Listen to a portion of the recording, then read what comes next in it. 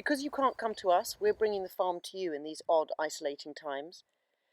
This is our 8th YouTube diary entry, I think. We've done all our planting, or drilling as we call it, but we have been very busy still. But before any of that, we have had a new kid on the block. We've got a new permanent member of staff starting on the farm with us this week. So welcome, Sam. Hello. Good Welcome. morning. How are you? Good, thank you. Yourself? Good. Are you enjoying it? Oh, living the dream, Alice. Are you? What are you doing, Cameron? Just mixing up some milk for the orphans. How are they doing? Yeah, doing really well. Yeah, doing really well. You've had a nice COVID haircut. Yes. Free of charge. A free of charge COVID haircut. Did you use the shearing shears? No, and Becky's horse trimmers. That's really tiny, that one.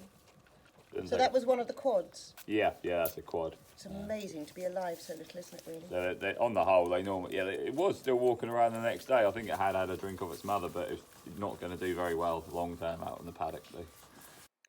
Most of our lambs are born and raised outside with very little intervention. But this little pop-up hospital space allows Cameron and Robert somewhere to look after the ewes and the orphans that need that little bit of extra care. Where are you going now, Cameron? There's Dr. Cavendish, check the twins. Do you mind if I come? Yeah, sure. Okay. Cameron's come out here to check on what sheep have been born overnight. And for those that have been born for about 24 hours, he needs to catch them up and identify them. How do they look? Yeah, a little bit young. Are they? When do you think they were born? They'd have been born probably late yesterday evening. That's Cameron's box of tricks. So Cameron, when can you catch them up and start ringing them and tagging them? Sort of just when the navel's dry, which is 24 to 48 hours old. Okay. When we first got sheep on the farm, we decided to have this particular breed, the New Zealand Romneys, because they were well suited to our organic outdoor system. The idea is that the mothers give birth by themselves outside. They're very capable of doing so, and they're happier that way. And they are very protective mothers. We try and intervene as little as possible, but Robert and Cameron do check the lambs several times a day. They're checking that mum has bonded and that the lambs are healthy. By law, they have to mark each lamb with a tag. Look at those two. They look well. Yeah, really big lambs.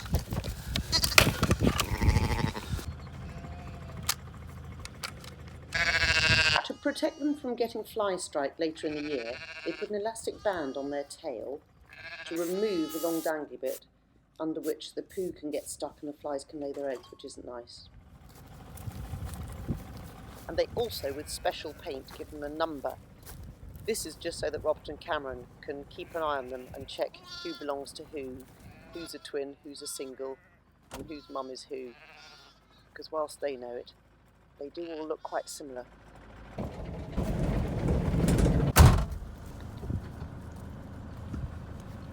You have to be very fit to be a shepherd.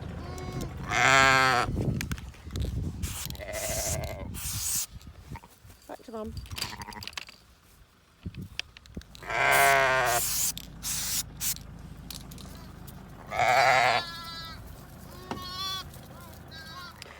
While the shepherds are busy lambing, Peter's been sent up here to gather up all the old haylage from where we fed the ewes in that very wet time in January and February.